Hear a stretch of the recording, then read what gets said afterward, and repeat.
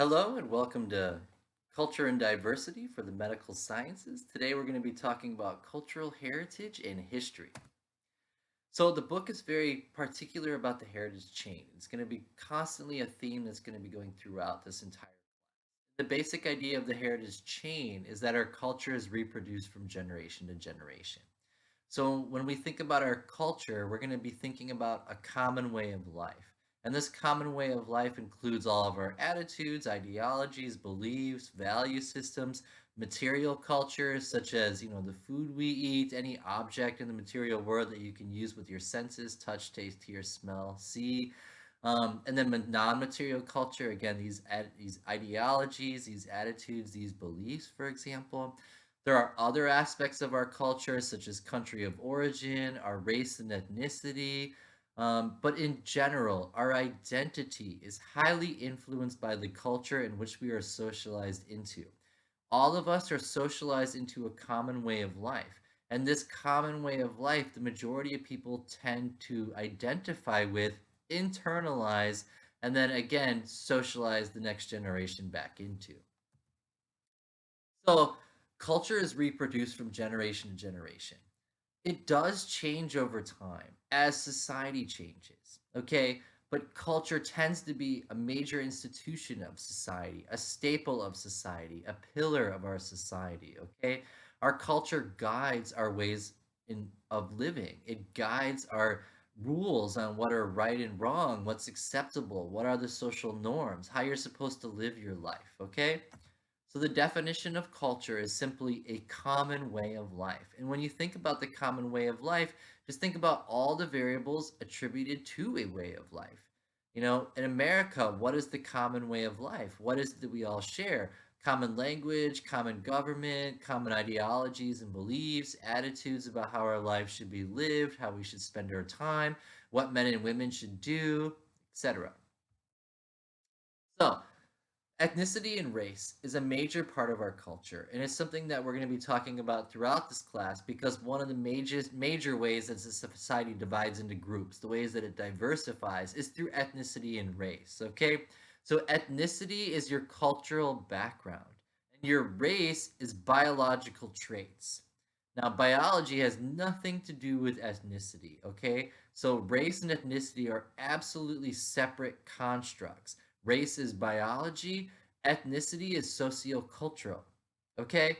So your ethnic background can involve variables such as country of origin, religion, any of those pillars. And then your race is based upon sharing common genetics. However, in America and elsewhere, race is not founded in biology. It's more founded in ethnicity, what country you were born in. If race were founded in biology, then all white people and Africans would all be one race, essentially, because they share common genetics. Okay, so I would challenge you to study race and the origin of race and the biological basis of race. And is there a biological basis of race to really understand how genetics and race truly work? But race is a socio-cultural construct. It's not based in truth or fact or in science. It's just an arbitrary grouping of people based upon arbitrary grouping of rules. Race was created so that Europeans could dominate society and subjugate people into upper class and lower class. Europeans became white, non-Europeans became non-white. And then those categories have further been subdivided. But the purpose of creating races in the first place was for economics. The purpose was so that Europeans could dominate the upper class and then subjugate everybody else, including females, into the lower class. Okay? So race wasn't created because there's biological differences. Race was created for money, for power, for European dominance. Ethnocentric attitudes versus cultural relativistic attitudes. Ethnocentrism is judging a culture based upon your culture, and cultural relativism is judging a culture based upon their culture. So it is ethnocentric to look at it like England, for example, and say that it's wrong for them to drive on the left side of the road and say that your way of life, your culture is better. People are supposed to drive on the right side of the road. That's ethnocentric. A cultural relativistic perspective would say, well, England likes to drive on the left side of the road and the US likes to drive on the right side of the road. Who's to say which one's better? It just depends on which culture and which ruler we're using to measure what's right and wrong. Okay? Ideological prejudice is built into the socialization process. Think about in the United States, where does racism come from? Again, racism is just a form of prejudice and it's just a negative attitude toward a group of people, okay? But we've been socializing racist ideology in the United States for hundreds of years. Same thing with sexist ideology. Women have been subjugated into the lower classes for thousands and thousands of years, okay? So we have this ideological prejudice toward women that subjugates them into the lower classes to deny their access and participation in society. So why do we have negative sexist attitudes toward women? Why are boys perceived as stronger and girls as weak? Why are boys perceived as better at math and girls not as good at math? Even though that's not accurate at all. In fact, women are getting far more college degrees than men in modern times because our attitudes toward women have improved over time. Our prejudice has reduced. Women have gained access through social change and many waves of feminism, and we're overcoming that prejudice and discrimination. However, prejudice and discrimination still exists against women and non-whites, and you can look at pay rates as a perfect example of that. Why do women still make 80 cents to the dollar? Okay. So religion is another form of a cultural institution that structures our lives. So religion again is a pillar of culture. Okay, so again, culture is a common way of life, and religion is just another aspect of a common way of life. Religion is a cultural institution that is socialized from generation to generation. However, our ethnicity, our race, our sex, our religion, these aspects in our culture absolutely structure our behavior and influences the way we think. The idea of the Sapir-Whorf language or Sapir-Whorf hypothesis that language structures thought directly applies to culture because the way you were socialized, the religion you were socialized into, the sex roles, the gender roles that you were socialized into, the race you were socialized into. This highly influences the way you think because you adopt the way of life of the culture you identify with. So I'll think about it. In the United States, what religion would you most likely identify with? But then what happens if you were born in India? Would you identify with the same religion that you do in the United States? So is your religion based upon truth and fact, or is your religion influenced simply by the country that you were born into? Okay, because again, a lot of us don't have any control over the culture we're born into and we're socialized into. What we do have control is how we, as we get older, have a chance to re-socialize ourselves and really think about, do I really buy into everything I was ever told? Because again, my whole life I was told I was white, but then when I started reading books, I discovered that white is not even a real race, it's actually just an ethnicity. Like, there's no such thing as a white race. There's an ethnicity of white that we've categorized people together into a common way of life, but that's the extent of any biological basis. There is no biological basis to being white. I mean, Russians are white, right? But they're in Asia. Russia, like, touches all of the Middle East and Mongolia and China, and it's in Asia. So why are Russians white? Why is Europe considered a continent? I mean, isn't Europe just part of the Asian landmass? But again, white goes from Russia to Europe to North America to Australia. It's all over the place to South Africa and Latin America. So basically, white means coming from any continent on the planet. But again, we were all socialized into this idea. Like, people were socialized to think they're black. But there was no such thing as black 200 years ago. You know? There was no such thing as white, black, Hispanic. Hispanic's like a 50-year-old word. Before the 1960s, there was no such thing as Hispanic. Hispanic is a pan-ethnicity.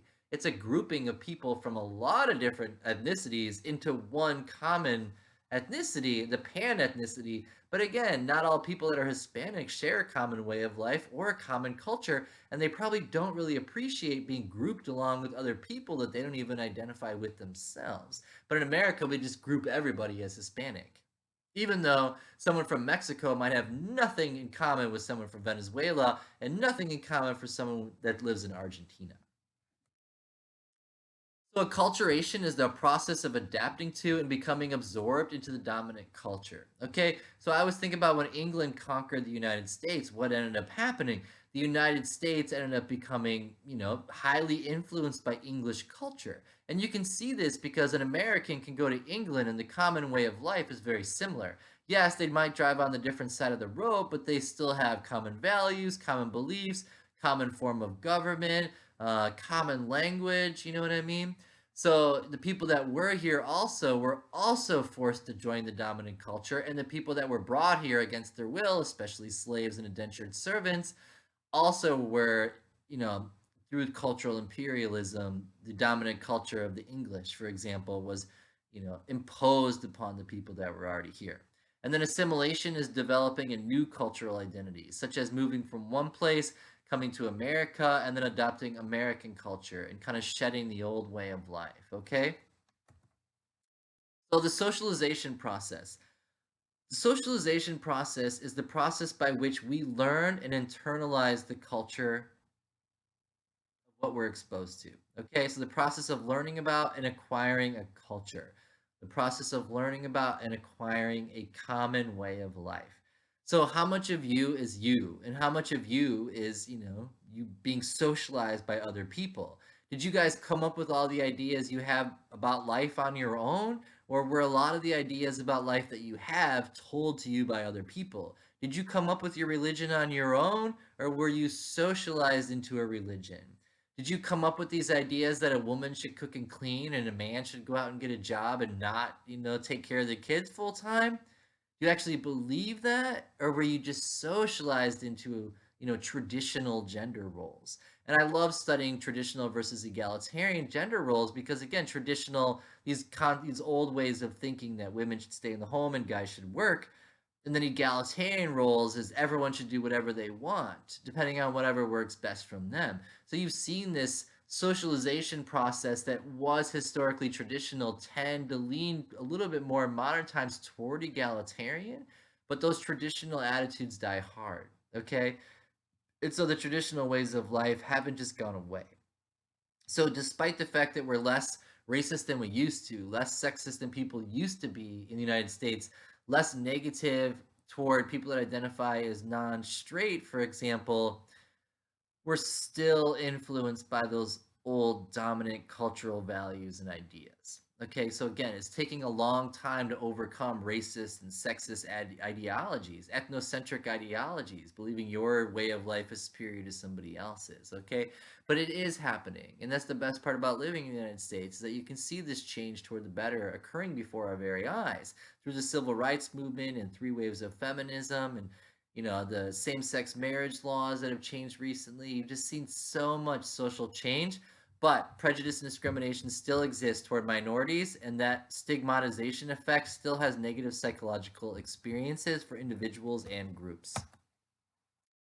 So culture conflict, again, we can apply things like theory here and talk about how you have groups competing with groups. You have the dominant way of life, the dominant group in power, and their culture competing with other ways of life. And again, that's what I'm talking about is that we have challenged the old way of thinking. So yes, historically in the 1950s, identifying as homosexual would have got you thrown in jail or diagnosed with a psychological disorder.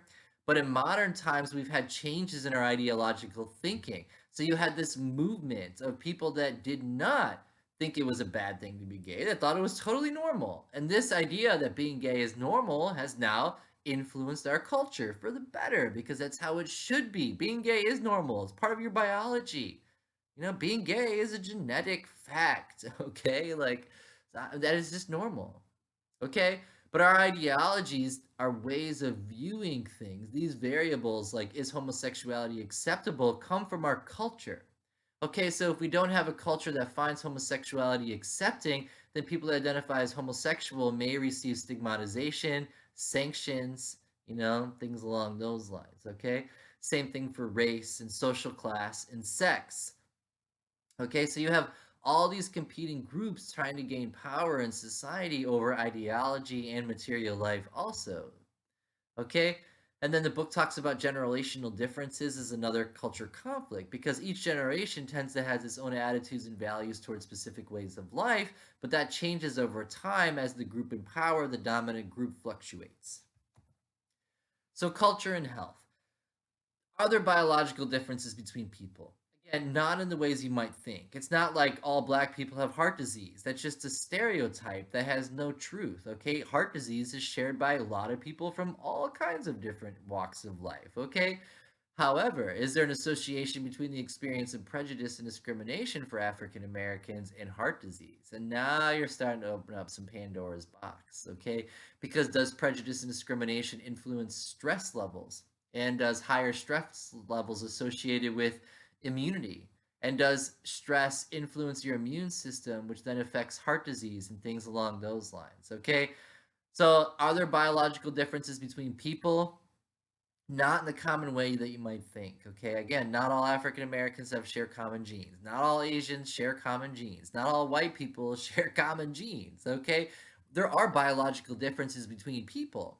But again, globally, we're all so mixed. I mean, we are mixed. That's the only way to put it, okay? Like, long before Columbus, people have been traveling from Africa to Latin America, and we know that because of technology. So it's not the first time that like people have mixed, okay? People have been mixing for thousands of years. Hannibal came up from Africa and conquered Rome. Then, Persia came up and conquered Greece. Greece then went down and conquered Persia. People travel and they conquer and they mix and they blend, and that's been going on for thousands of years. Now, is culture associated with psychological differences? That's a good question when it comes to brain structure and things like that, because, yeah, when you actually put an EEG and you have somebody from China and somebody from Germany do the same math problem, what you find is different areas of their brain are activated. So, culture is associated with your brain development, your brain organization, and cognitions. Okay? Because again, how you're taught, what you're taught, the information, the way you're taught, and the way that you learn to think is highly influenced by culture. And then you do have these sociocultural differences. And here I like to kind of get into anthropology a little bit more. But so sociology is going to be focusing more on systems and structures. Anthropology is going to be looking at the very specific aspects of the ways of life, the differences between cultures, looking at all the artifacts and all the symbols. And a sociologist is going to take all that information of the anthropologist and then apply that to systems and structures. Okay. So are there sociocultural differences between people? Absolutely. Does that make us different as people, or does it just mean that we have different cultural ways of life? Okay. But how much does a different cultural way of life influence the way you think? And just think about it, even, in terms of within the United States. Does somebody in the city think differently than somebody in the country? Just things to think about, okay? Thank you very much for listening. Please email me with any questions.